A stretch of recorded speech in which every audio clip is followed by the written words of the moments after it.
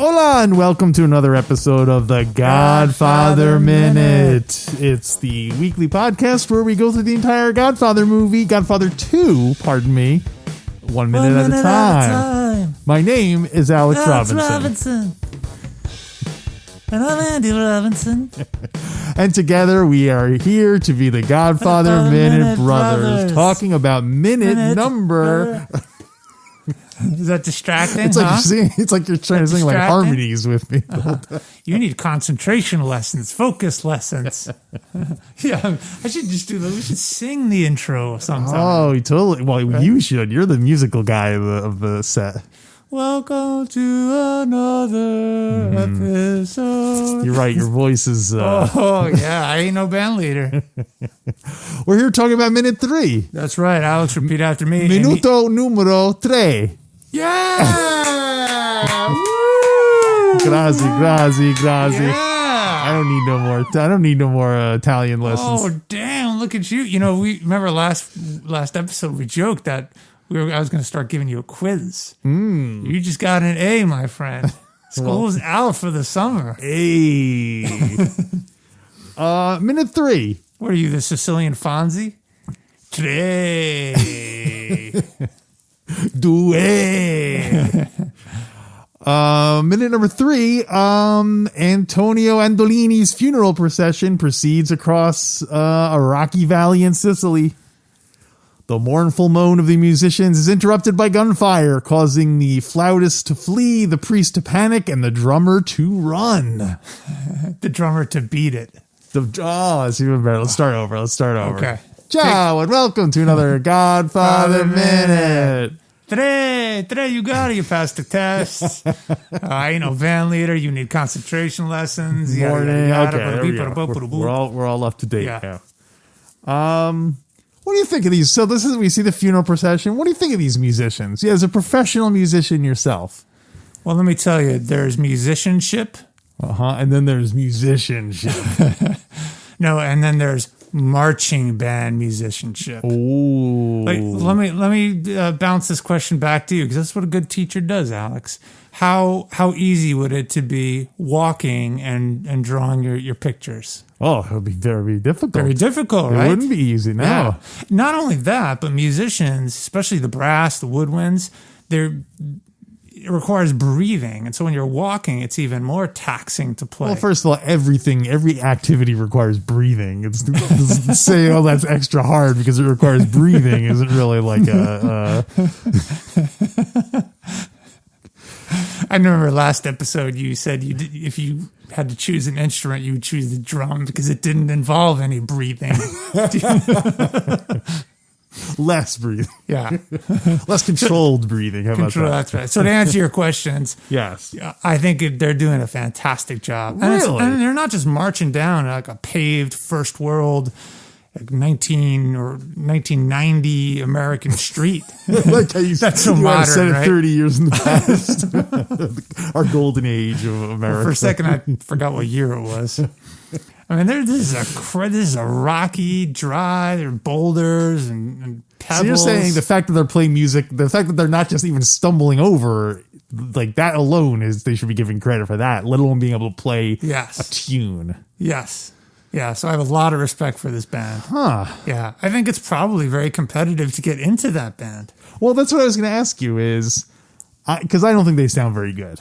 Really? Yeah, it just sounds kind of like, it sounds like a middle school. It's like a middle school marching band is what it sounds like. It doesn't sound like a high school marching band, let alone a college marching band. It sounds like a middle school marching band.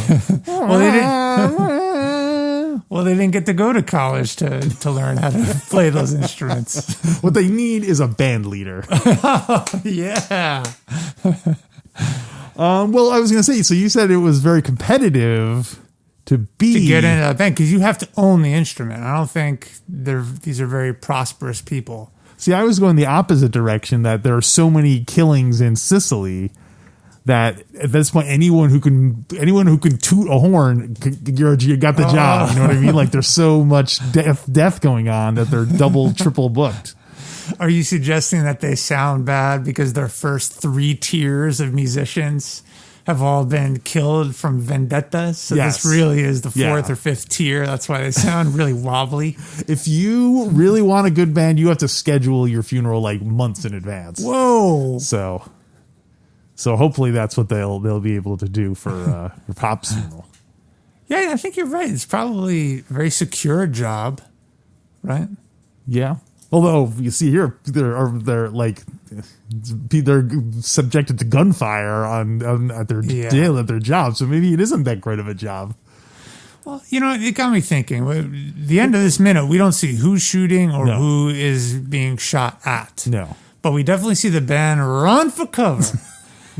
So it just I like how they go scattering in every different direction. Yeah. They're not even like all going in the same, like they're not trying to all go away from the same point. It's literally just like they're just going any place that's not at the funeral procession. Yeah, they're just spread out, right? Spread out. But it just gets me wondering who would shoot at clearly they're fearful for their lives. Yeah. But who are they thinking would shoot at a marching band?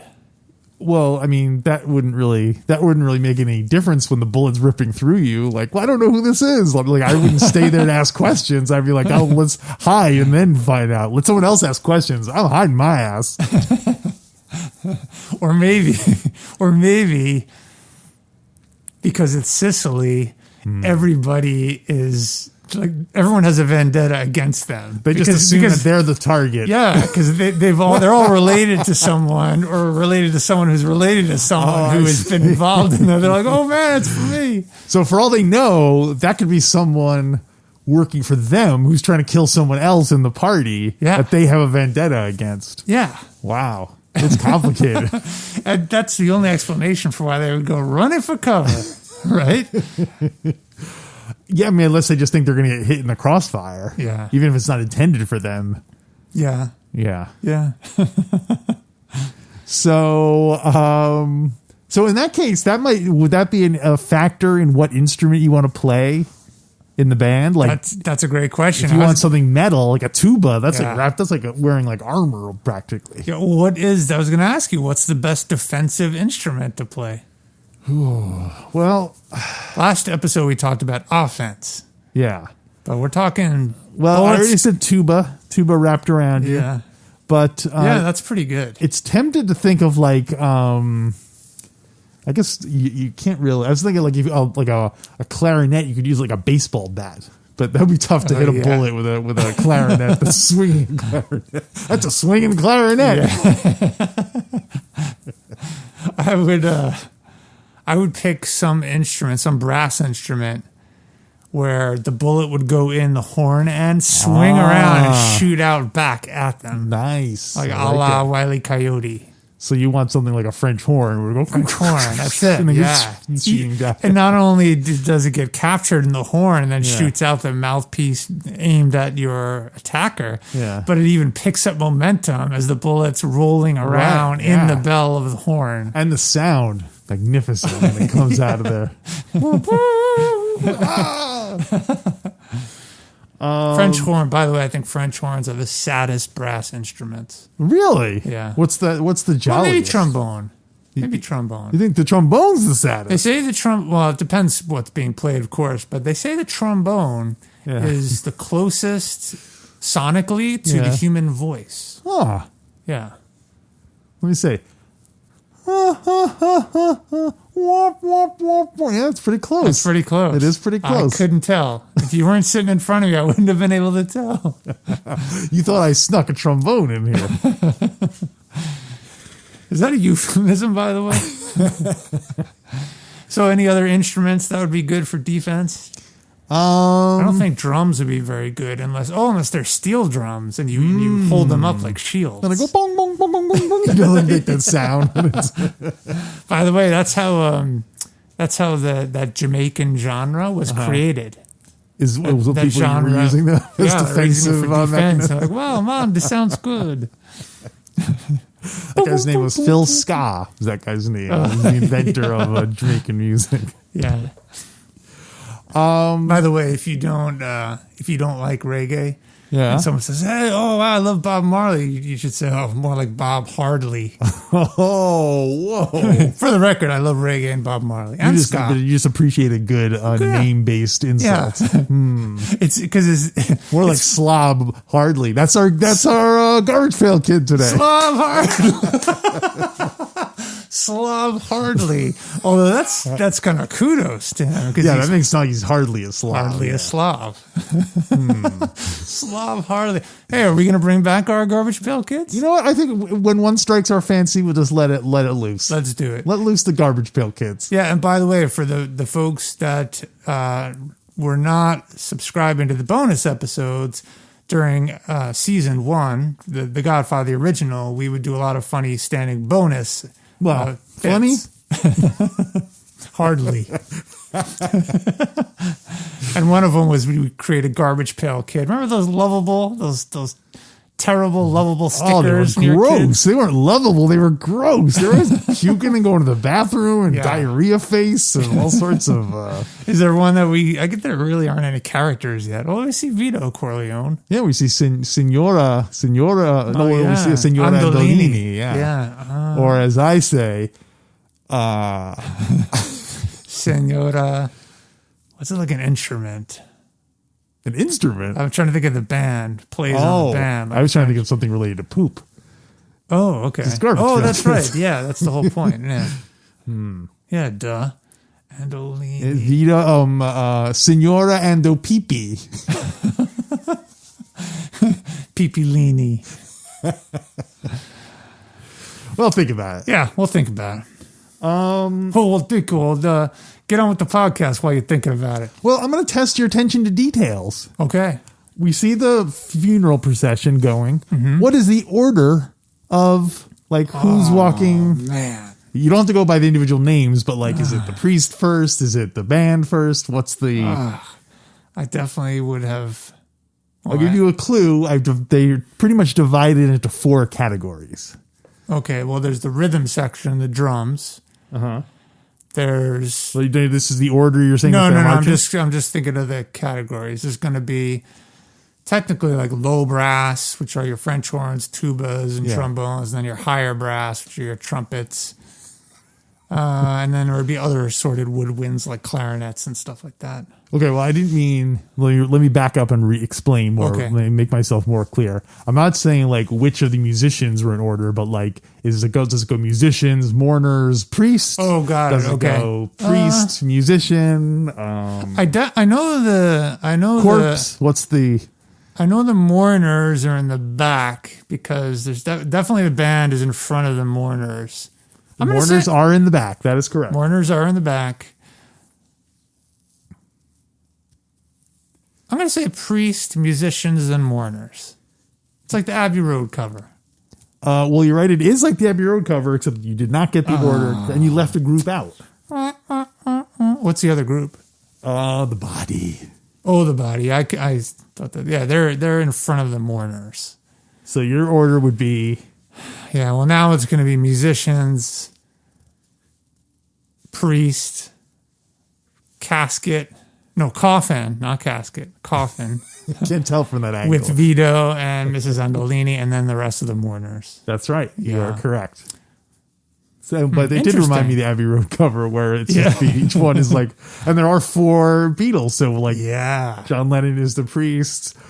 Well, who's the first one? So the band is first. And on Abbey Road, who's the first one? John Lennon is the first. Okay, so John Lennon. He's traditionally assigned the priest role, so it's because he'll wear white. Oh, yeah, that's right. So it doesn't quite. I don't think Francis Ford Coppola had Abbey Road in mind when he had though. Although that would be pretty clever though.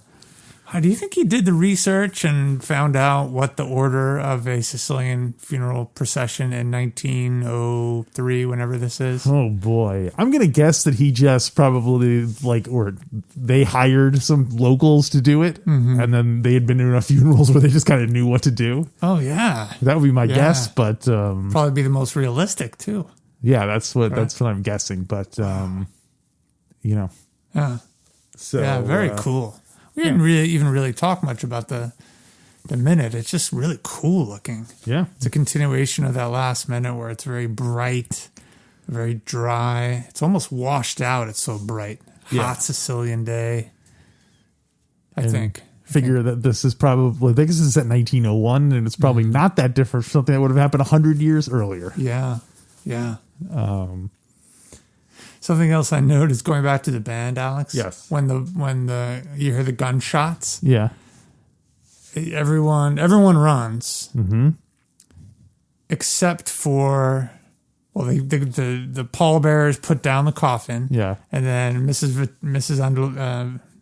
Andolini and Vito stay there behind the coffin, and everyone else is gone. Yeah. Hiding. You really can't see anyone, which I thought was awesome. It just looks really cool. Yeah. I think you could see one other lady who's hiding behind the rock. A couple of rocks away. Yeah. Yeah. It's just really neat that they're hiding. They're taking cover behind the coffin of her dead husband and Vito's dead father. So you think she's going for cover, or is she trying to protect? I thought she was trying to protect it.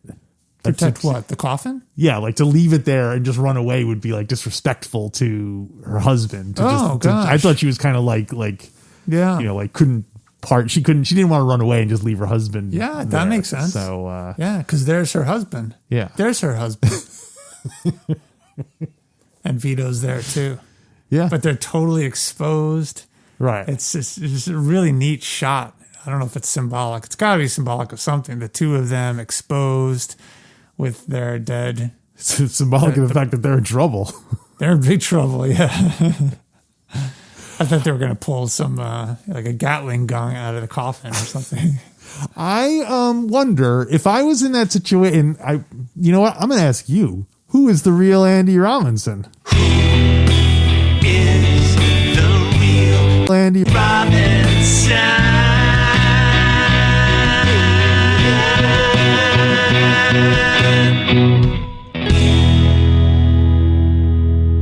All right, lay it on me. Let's suppose, God forbid, you're attending your spouse's funeral and gunshots ring out. Do you think you would then hold yourself over the coffin and stay there, or do you think you would run and try to hide behind a car or something? Oh boy, I think I would take cover. You'd run for cover. I'd run for cover. Yeah, probably. I think that would be my instinct. You'd be like, my spouse is on their own. Well, my spouse is dead, right? Right. Yeah. Yeah. Yeah. Right? That's so.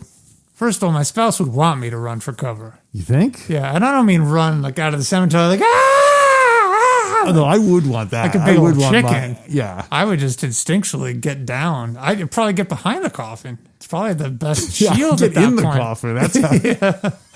Yeah, you got me thinking. Maybe we'll invest in a bulletproof, twin bulletproof caskets. For you and me? Or for you and your spouse? My spouse and I. Oh, but then if she dies, you have to be buried at the same time. Oh, that's right. Yeah. Or vice versa, I suppose. I guess we only need one bulletproof casket, right? Well, unless you were worried about someone digging up your body and then shooting into the casket as a posthumous attack. You are sick. Hey, How do you even... My vendetta knows no limits. How do you even think of this stuff? Man. Well, by the way, the reason I want a bulletproof casket is because in case I'm buried alive, I want to be able to send a flag up. Oh, yeah. Remember in the olden days? Totally. The flag to go up, and then I wouldn't want someone seeing the flag and being like, oh, he's still alive. I'm going to go shoot him. Oh, there's a zombie in there. I better kill him before he comes out. Exactly. Bulletproof. I want to be bulletproof. I thought you wanted a bulletproof so that if you were buried, there's no way you could shoot your way out. You'd be stuck in there. And then Well, it's funny you mentioned that about digging people up. I looked up interesting funeral situations from around the world. Oh, cool. So most anthropologists agree that funerals are as old as humans themselves. 300,000 years ago, the evidence of they found a Neanderthal body with flowers buried with it. And they're like, that's probably the first. Wow. And it makes you wonder, what defines a funeral? Like up until that point, animals, as far as we know, when an animal dies, the other animals just leave it there and it just disappears. Yeah. Is it the fact that we bury it? Is it the fact that we are aware that there's some kind of, or think that there's some kind of afterlife and we're kind of, Well, I did not think we were going there today. You got me wondering, man. It's a heavy movie, man. That's why I like podcasting with you. You ask the deep questions. That's a great question. I think it's just anything that's out of the ordinary. So any type of ritual or ceremony. So what like do you mean? a ritual could be burying. Yeah. Burying the body. Yeah. Yeah. Yeah. Wow. That's 300,000 years. How about Tibet, where they have sky burials? Whoa. Tell me more. The philosophy is that, we're all part of the same universe, and the quicker we can become part of the system, the better it is. So they just take a body, leave it up, take it up into the mountains and just leave it there exposed, sometimes cutting it up into pieces so that it'll be more quickly eaten by animals. And it's called a sky burial? Sky burial, because you're just laying down underneath the open sky. Oh, wow. Cool. So I like that. I like it too. The only risk is, things at higher altitude, at higher elevations are going to freeze and not decompose. So you might have, you might be lingering around a little longer than everyone expected, Alex. Well, I have to assume that Tibet, being an ancient culture, has probably figured out the what elevation to leave. Oh, that'd be cool if you were climbing up and you suddenly went up and there was 20,000 bodies frozen there for hundreds of years. Oh, that'd be awesome. Hey, you Connie and Carlos. This is Andy Robinson from the Godfather Minute. Thanks so much for tuning in to the first part of this show. As you may know, we've reformatted the structure. We've restructured. So if you want to enjoy the second half of the show, go to godfatherminute.com/support, and you can hear the rest of the minute analysis, where we joke about, Waltz comes back, makes an appearance. We talk about, what else we talk about, Alex? We rate the minute. We rate it. We talk about, we go a lot more about the musicians. Yeah, tons about musicians. Talk more about death and funerals. We do, I break out my Marlon Brando. A rare chance for me to break out my Marlon Brando impression in the second half. Yeah, Alex does not do it very much. No. So come, godfatherminute.com/support and check it out. See you next week.